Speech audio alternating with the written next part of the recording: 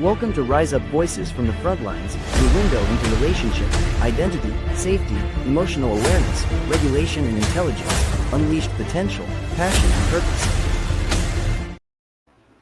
Hello everyone. Today's episode is very personal and it's very close to my heart. And I just wanted to give you guys a reading of a drop in the ocean.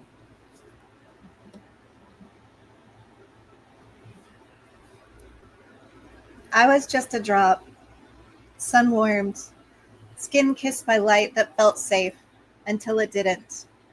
The same warmth turned sinister, too bright, too close, burning instead of blessing.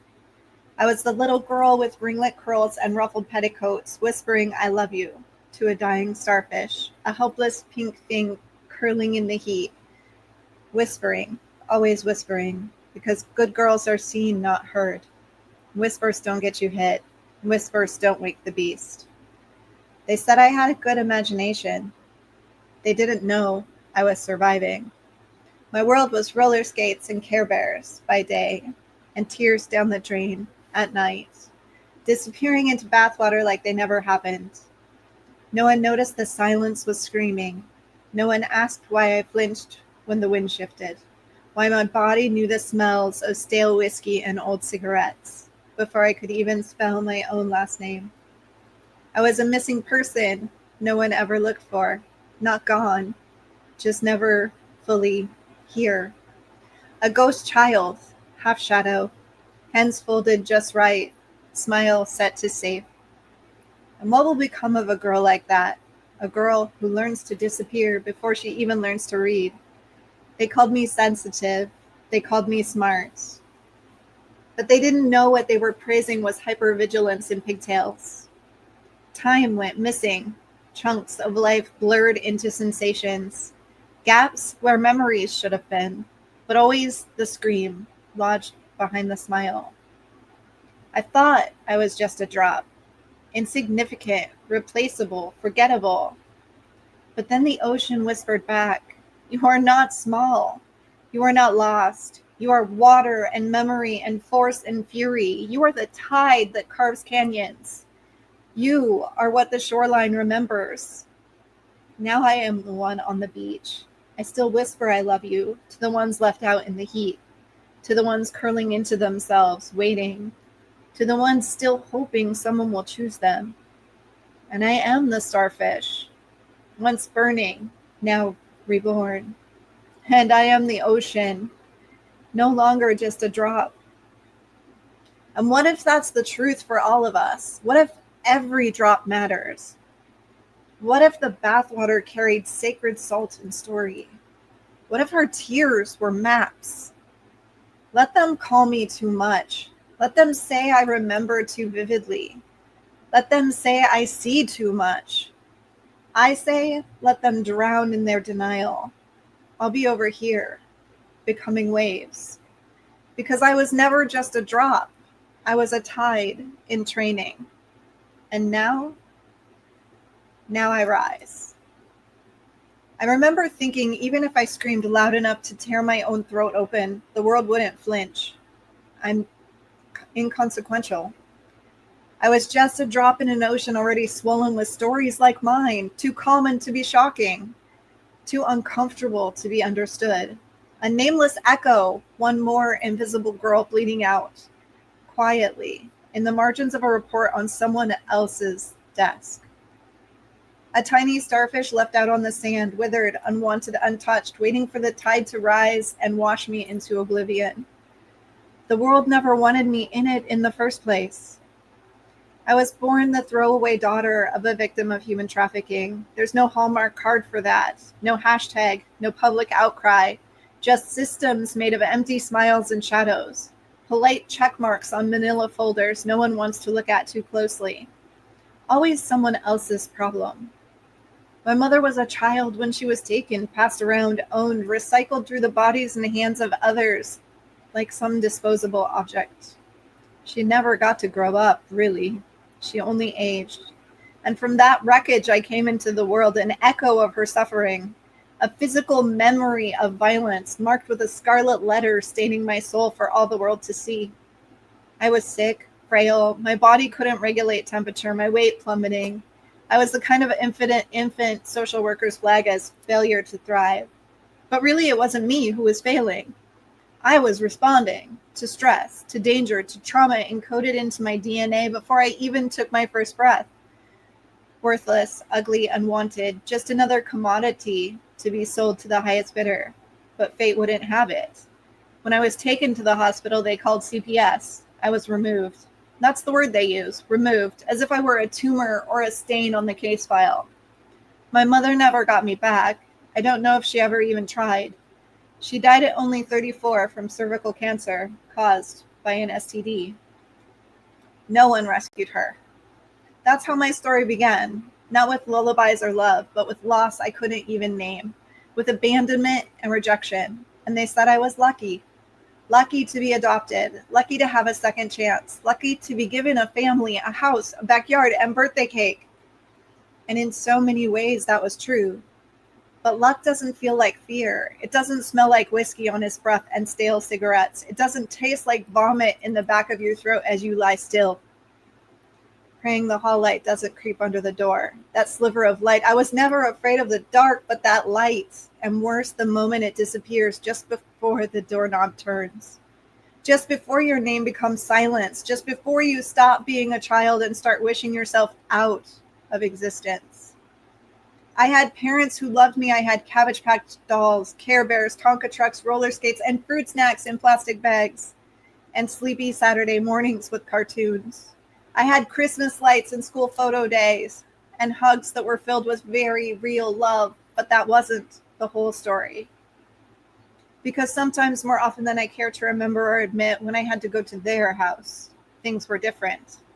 That's still one of the hardest things for people to understand, the whiplash of duality, how sometimes it's this very predictable, unpredictable pattern of safety and pain that creates the hardest wounds to heal. The disorganized attachment pattern that's imprinted on every relationship you will ever experience. That's what no one talks about. That polarity, the unbearable contradiction, the fact that you can be deeply loved and still be deeply violated. That both can live in the same childhood and the good doesn't erase the harm. I learned early that rescue is not the same as safety. And sometimes the wolf is also the shepherd. And evil wears a Sunday suit and a uniform, and the monsters in the fairy tales might be the only friends you have when the real darkness comes. Becoming the ocean. I became an expert in disassociation long before I could even spell the word. I left my body so often I wasn't sure I had one anymore. I hovered somewhere just above the surface of skin and bone, a ghost with a heartbeat, watching it happening like I was trapped behind a one-way mirror. I learned how to drift out of pain like it was a burning building. I filed the memories into boxes that didn't have names, just sensations, just shadows, just echoes, and the silent scream of a nervous system in overdrive. And then I wrapped it all in ribbons of perfectionism and offered it to the world like a carefully crafted gift. Straight A's, spotless room, a soul contorted into whatever shape fit the situation best. Not a little girl at all, rather a chameleon, cold-blooded and feral. They called my numbness and defense mechanisms attachment disorder. Another confirmation I was broken, wrong, distorted. People loved to tell me how strong I was, how well adjusted. They praised my independence, my discipline, my maturity, but what they were really celebrating was hypervigilance and pigtails. They mistook trauma for work ethic. They mistook my obsession with control for confidence. They applauded my performance, but they never looked behind the curtain. They never saw the child underneath and the woman drowning in silence. And then I did what so many survivors do. I blamed myself. Healing didn't arrive like a lightning bolt crackling through the dark. It came slowly in fragments, tiny, stinging truths I had to let in through gritted teeth. It began the day I stopped pretending I was okay. It began the moment I let my voice tremble in front of another human being and forgot to apologize a million times for it. It began the first time I called what happened to me by its real name, and I didn't flinch. I used to think I was too much and not enough all at once. That's what trauma teaches you, how to disappear in plain sight, but something shifted, not all at once. Slowly, painstakingly, undeniably, I began listening to the language of my nervous system. I stopped pathologizing my reactions and started seeing the genius in them, the nausea, the freezing, the panic attacks, the checking out mid-sentence. These were not malfunctions. These were survival strategies, protective brilliance, primal intelligence. I had spent years believing my body was betraying me when in truth it had been fighting for me the whole time. So I went looking for answers. I dove headfirst into the why. I studied everything I could get my hands on. Eastern philosophy, Western psychology, somatic healing, spiritual frameworks, trauma theory, neuroscience, polyvagal theory, and of course, attachment systems. I didn't just want answers. I needed them just to keep on breathing. Not only to understand my own pain, but to understand why the people who caused it didn't seem to feel any. What makes someone capable of evil while wearing the mask of love or leadership? What turns a rescuer into a predator? What lets someone stand in a pulpit, pin on a badge, tuck a child into bed, and then become a monster? That's when I found it, the dark triad: narcissism, Machiavellianism, psychopathy. The dark triad is not a fantasy or a psychological buzzword. It is a chilling cluster of personality traits seen in those who manipulate, harm, and destroy, often with a smile. Narcissism is the insatiable need for admiration and control, coupled with a lack of empathy. Machiavellianism is strategic deception and cold manipulation for personal gain. Psychopathy is a lack of conscience, remorse, or emotional depth. Put them together and you get a dangerous cocktail of charisma and cruelty. Though most offenders are not fully any of these diagnoses. These characteristics live on a spectrum, and even with low levels of expression, great damage can come from these traits. These weren't just terms in a textbook. These were people I knew, Sunday school youth pastors, friends, parents, uncles, good men, rescuers, heroes in the eyes of the community. And the world couldn't see through their masks, but I could. Almost like a magic trick, the nervous system knows. I smell a predator from miles away. I've learned how to hunt the hunters. Ready to rise up. Before Rise Up was ever a movement, it was a calling. And before that, it was a coping mechanism. Obsessive learning became my armor. I devoured everything: textbooks, trauma theory, human behavior, forensic science, anything that might help me make sense of what I had lived through and how to stop it from happening to someone else. I developed an almost photographic memory for what I read. I can tell you what book, what page, and flip right to a piece of information in my library. This is my safe place. The more I learned, the safer I felt, but knowledge alone was not enough. I needed to be closer to the fire. I volunteered. I threw myself into emergency rooms and ambulances while I pursued my pre-med education. I thought I wanted to be a forensic pathologist. There was something about the certainty of it. The dead don't lie. They don't scream. They don't lose the case. You don't lose the case when the patient is already gone. And maybe most importantly, the dead can't hurt you. It's funny how so many people fear death. For me, it was simply a certainty, a quiet, safe place in a scary world. It was the known in a sea of dangerous unknown. Dark humor, maybe, but that's how I survived the tragedy of survival. Still, every shift brought new heartbreak. So many tragedies walked through the doors of trauma bays and life flights. You don't remember their names, but you never forget their faces or the screams or the smell of copper in the air. Every call etched something into me, but it wasn't until the day a wounded officer was wheeled in that everything changed. His team stood around him like a living shield, raw with grief, but grounded in something unshakable.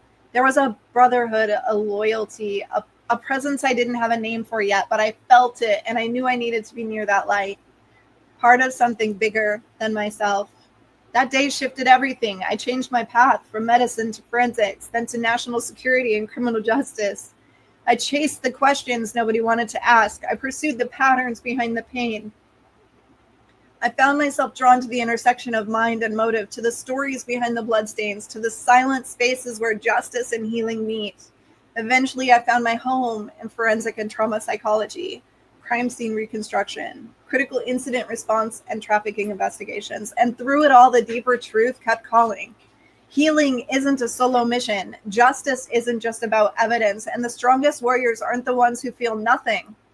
They're the ones who rise up anyway, hearts wide open, pain and all. And time rolled on and my obsession grew. And even in my chaos, one thing remained consistent: a hunger for belonging, to be a part of something bigger, something that mattered. And so many degrees and over 100 certifications later, I just kept working. There are moments that stop time, that steal our breath, and challenge everything we think we are. They always start out like any other day. Mine always seem to revolve around the deep something that connects the Blue family together. It's nothing as simple as love or respect or brotherhood. And the more time I spend doing the work, the more I'm convinced it's only a mirror. In it, I recognize the expression of pure and simplistic survival. A sliver of myself I see in their most vulnerable moments. A place where I make sense and where naturally I find belonging. We're on a human trafficking rescue, and the kids got out. One of them wasn't in great shape. The scene was something out of a horror film, the kind of thing you can't scrub from your eyes no matter how hard you try. And when it is over, everyone just moves on. There was laughter in the hallway, debrief chatter, talk of where to get burgers and beers, like this was just another day. Empty finality on something we all know marks just the beginning, and we know the statistics. We know the suffering that never ends, even now, because rescue isn't the same as safety, and healing is for so many a long journey through hell. We all know, and we all continue to pretend it's okay. We're okay. But one officer didn't laugh, didn't joke. He walked outside into the precinct parking lot and ended his life quietly, silently. No note, no announcement, no warning. He was just done pretending. And on a primal level, none of us would ever admit we understood. It could have been any of us. We've all thought about it. Some have even practiced the scenarios in our heads. And we kept on smiling, joking, planning the next burger and beer and pretending it's okay. We're okay.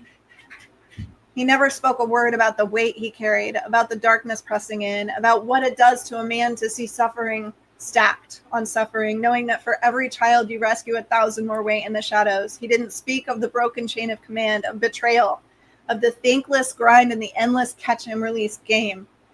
He just disappeared. And in the hollow shock of that silence, I realized something profound.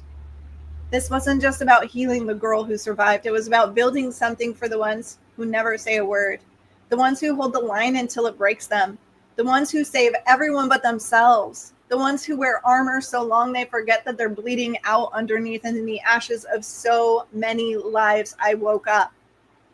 This is where Rise Up was born, not from inspiration, but from devastation, from ash, from rage, from grief, from love, from the sacred fire of knowing that someone has to hold the light. And I knew it had to be me because I'd already walked through the fires of hell, and hell had no surprises left for me.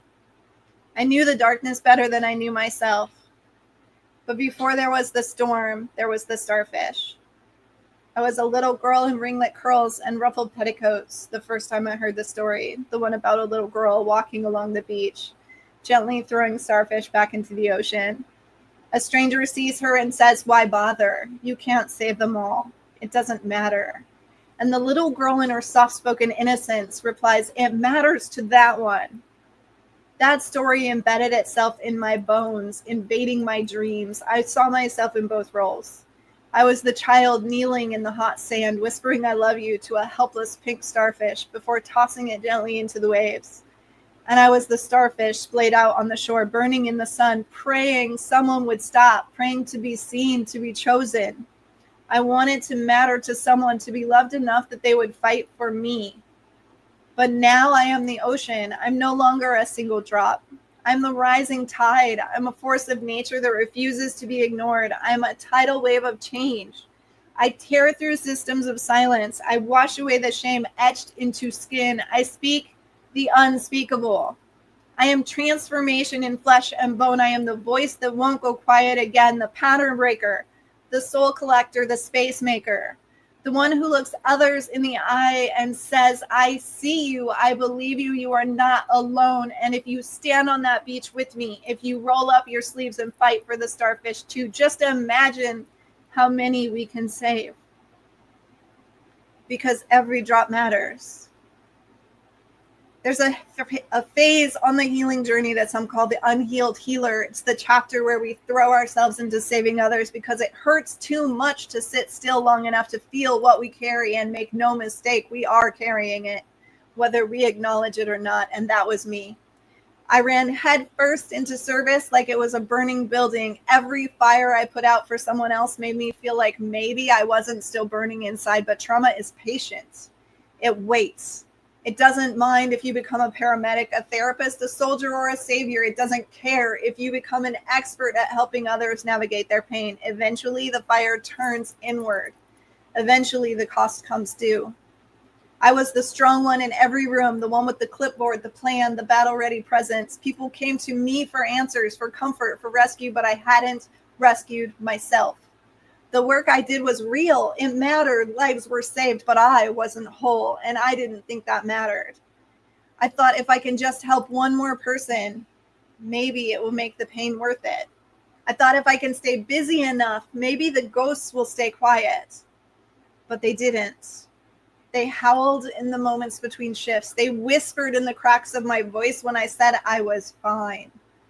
They sat in the passenger seat on the way home from every call, every rescue, every late night mission.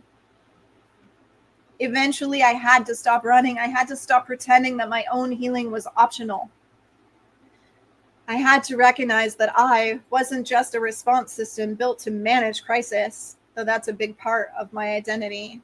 I'm also human, and my wounds need healing too. All I wanted was to be enough, whatever that means. And now I see I'm not only enough, but I've always been enough. And I'm something more than enough, more than worthy, more than lovable. I am loved. I am sacred. I am light that shines in even the darkest of places. I am the storm. I am priceless.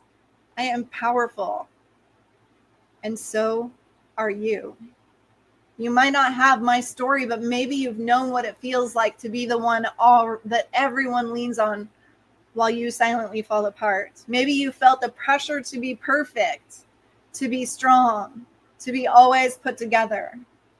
Maybe you've watched people praise your resilience without even asking what it costs you. This chapter, this moment, is for you. You are not broken. You are not too late. You are not a burden. You are not just a drop.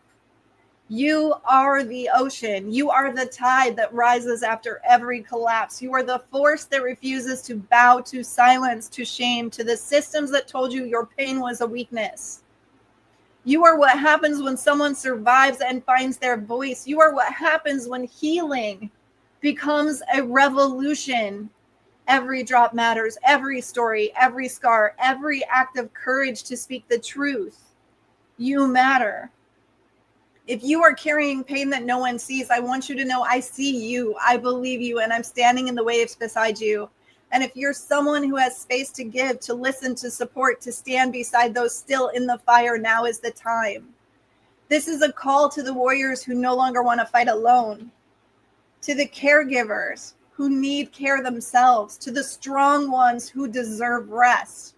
This is a call to the lighthouse keepers, the soul tenders, the storm breakers, the ones who are ready to rise up and say, no more silent suffering, not on my watch. Rise Up isn't just a program, it's a movement, a declaration, a tidal wave.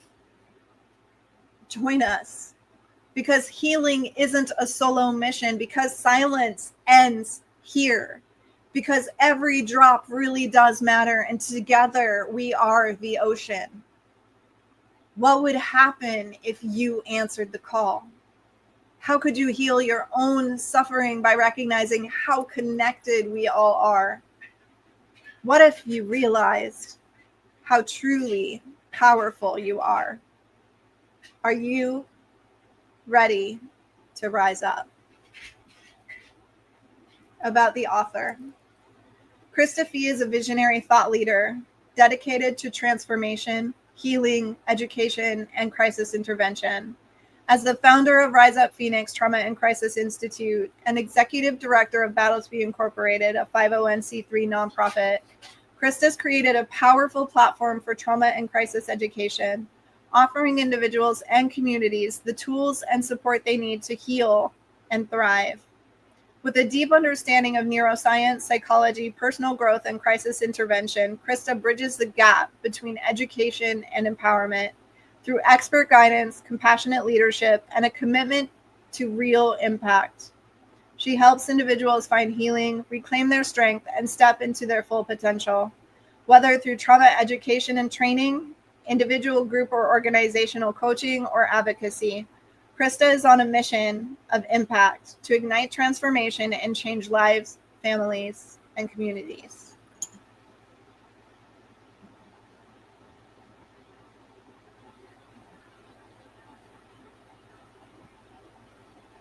Become a RiseUp Hero sponsor to provide mental wellness and crisis response resources for those who serve country and community. Join us in the Rise